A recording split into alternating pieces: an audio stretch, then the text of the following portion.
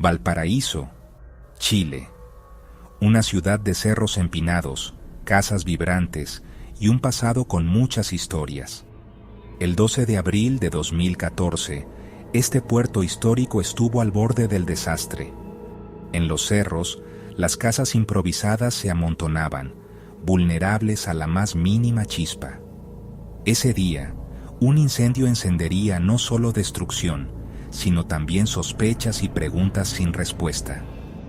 ¿Fue un desastre natural o algo más siniestro?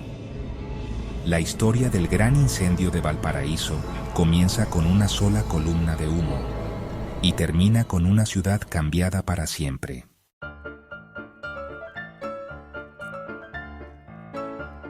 Comenzó como un pequeño incendio forestal en la pólvora, algo rutinario al principio. Pero vientos feroces y el calor lo transformaron en un infierno desatado, saltando barreras y atacando a los más vulnerables de la ciudad.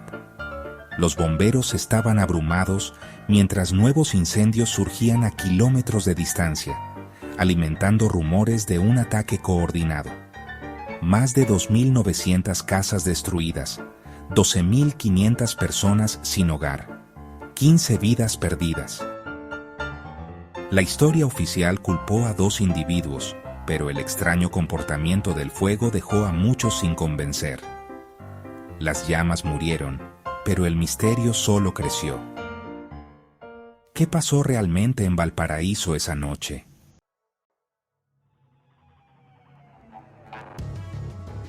El 12 de abril de 2014, una tarde cualquiera, hasta que el humo se elevó desde un vertedero en camino a la pólvora. Los bomberos respondieron, pero las condiciones, calor abrasador, maleza seca y vientos violentos, crearon una tormenta perfecta. El fuego explotó, corriendo por quebradas y vertederos ilegales, alimentándose de todo a su paso. En una hora, un incendio manejable se convirtió en una fuerza imparable. Las órdenes de evacuación llegaron demasiado tarde para muchos. Para miles, la única advertencia fue el rugido de las llamas y el humo asfixiante. La ciudad fue tomada por sorpresa y el fuego apenas comenzaba.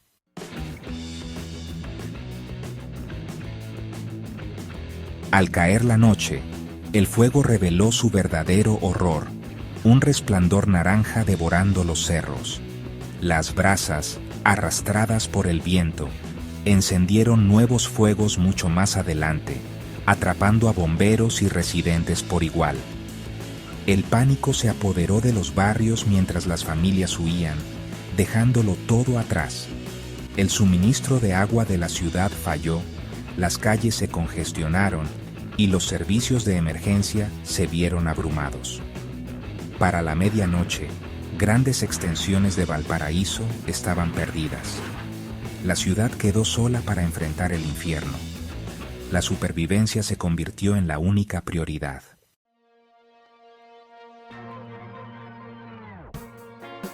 El fuego arrasó durante la noche, consumiendo 12 cerros y desplazando a decenas de miles. El gobierno declaró estado de emergencia, desplegando a los militares, pero las llamas eran imparables. Los albergues se llenaron de personas recién damnificadas. El aire era denso con ceniza y dolor. El puerto cerró y la savia de la ciudad fue cortada. Pasaron días antes de que el fuego fuera contenido. El paisaje de Valparaíso quedó marcado y gris, una ciudad bajo el asedio de un enemigo elemental. La crisis inmediata terminó, pero preguntas más profundas permanecieron.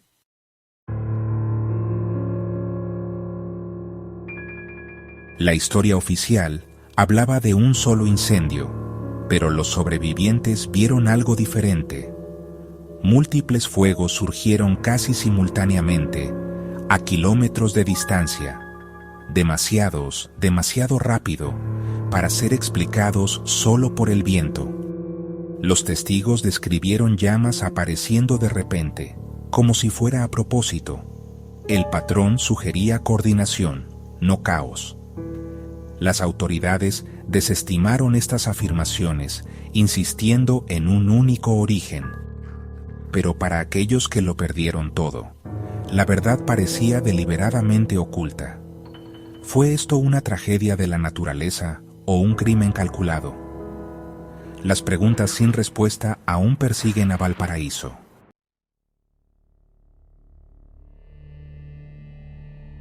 A medida que el humo se disipaba, los susurros comenzaron. Venían de los sobrevivientes, de los bomberos, de cualquiera que hubiera estado en el terreno durante esas horas infernales. No eran rumores descabellados, sino relatos de primera mano que pintaban una imagen profundamente inquietante. La gente hablaba de ver individuos sospechosos en los cerros justo antes de que los incendios se desataran. Describían vehículos desconocidos acelerando lejos de áreas donde las llamas surgirían más tarde. Un testimonio persistente mencionaba pequeñas explosiones controladas o sonidos de estallidos justo momentos antes de que un nuevo incendio se encendiera. Estos no eran los sonidos de bombonas de gas explotando. Eran algo diferente, algo que sugería un artefacto incendiario. Los bomberos, hablando anónimamente por temor a represalias, compartieron sus propias dudas. Hablaron del comportamiento antinatural del fuego, de cómo ardía con una intensidad y un color inusuales, sugiriendo la presencia de acelerantes. Cuestionaron la extraña forma en que el fuego parecía apuntar selectivamente a áreas residenciales mientras dejaba otra vegetación intacta.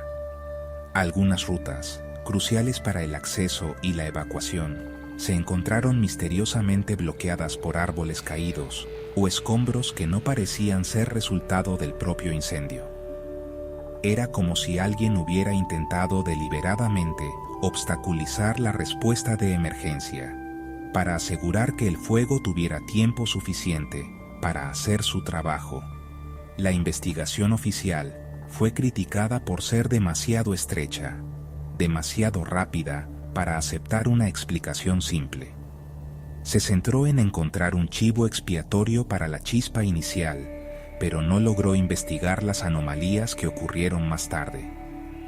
¿Por qué tantos testimonios de testigos sobre incendios provocados y actividades sospechosas fueron aparentemente ignorados? ¿Por qué la evidencia de los múltiples orígenes del fuego no fue tratada con más seriedad? Esta percibida falta de una investigación exhaustiva solo alimentó la creciente creencia de que la verdad estaba siendo deliberadamente ocultada. Un silencio se posó sobre los canales oficiales, un silencio que se sentía tan pesado y sofocante como el humo del propio incendio. La historia ya no era solo sobre llamas y viento, era sobre autos extraños en la noche, sobre bloqueos inexplicables, sobre el olor a químicos en el aire. Cada testimonio añadía otra capa al misterio. Estas eran las piezas del rompecabezas que no encajaban con la imagen oficial. Apuntaban hacia una mano oculta, un acto de destrucción deliberado y calculado. La gente de Valparaíso se quedó con las cenizas de sus hogares y una escalofriante realización. El monstruo que había atacado su ciudad podría no haber sido una fuerza elemental de la naturaleza, sino algo mucho más humano y, por lo tanto, mucho más aterrador.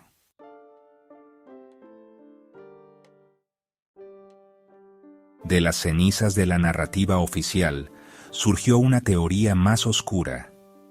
Susurrada en refugios y gritada en protestas, sugería que el incendio no fue un accidente, sino una herramienta brutal para el redesarrollo urbano.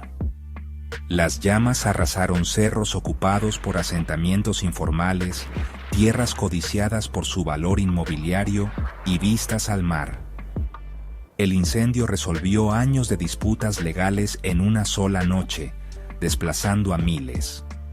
Para algunos fue una tragedia, para otros una oportunidad de oro. El incendio, para muchos sobrevivientes, no fue un accidente, sino el movimiento final en un despiadado juego por el control de los cerros.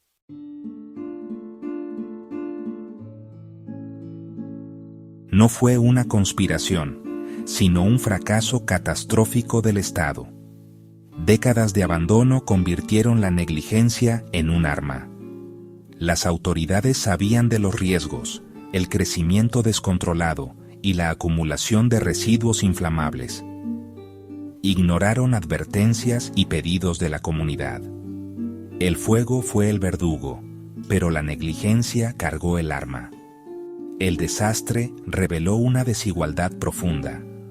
Los más vulnerables quedaron desprotegidos. El incendio pudo haber comenzado con una chispa, pero el combustible fue la negligencia institucional.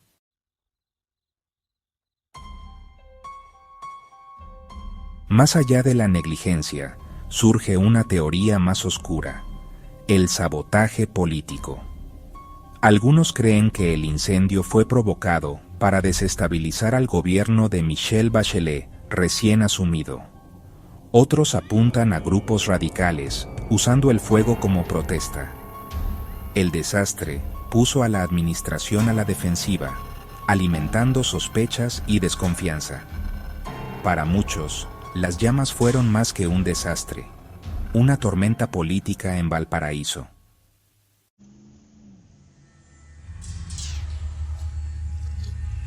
Antes del incendio de 2014, los cerros de Valparaíso eran un vibrante mosaico de color y vida, casas pintadas aferradas a las laderas, inspirando a poetas y artistas. Pero tras el fuego, el paisaje se volvió irreconocible. Una vasta herida negra cortó el corazón de la ciudad. Donde antes había barrios y comunidad, solo quedó un páramo de ceniza y ruinas. La cicatriz en la tierra se convirtió en símbolo permanente de la pérdida, un recordatorio diario de la tragedia y de las preguntas que aún arden en la memoria colectiva.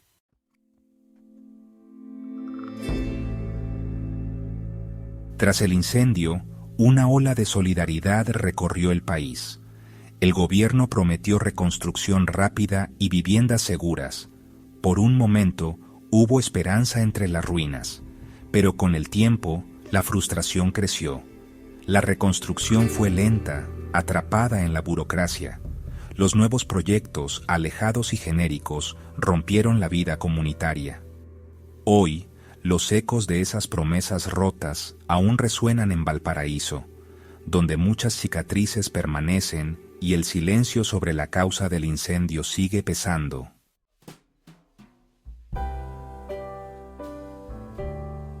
Un incendio hace mucho más que quemar madera y reducir casas a cenizas. Consume cosas irreemplazables, recuerdos, historias, el tejido de la identidad. En los cerros de Valparaíso, las llamas se llevaron los hilos que conectan a las personas con su pasado. La pérdida fue absoluta, una aniquilación emocional que iba más allá de la destrucción material. Pero en medio del dolor, la comunidad se unió. Vecinos ayudaron a vecinos, desconocidos abrieron sus casas. El fuego no pudo destruir la solidaridad ni la esperanza de Valparaíso.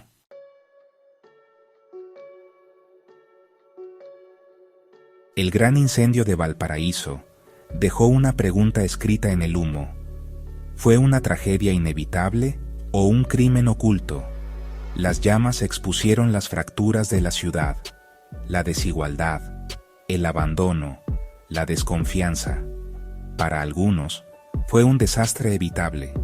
Para otros, un acto deliberado.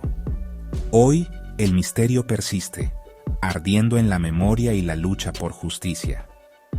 La verdad, temen muchos, pudo haberse consumido junto con la ciudad.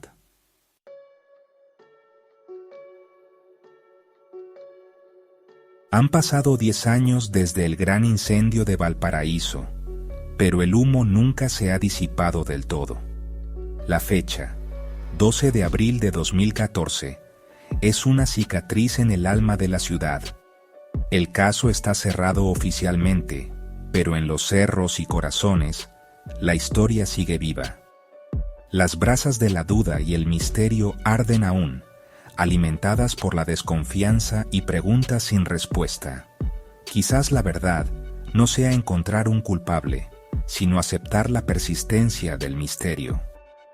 En las cenizas de la duda, la verdad sigue ardiendo, esperando ser vista. Si te gustó el video, no olvides dejar tu like, suscribirte y activar la campanita para no perderte lo que se viene. Gracias por mirar.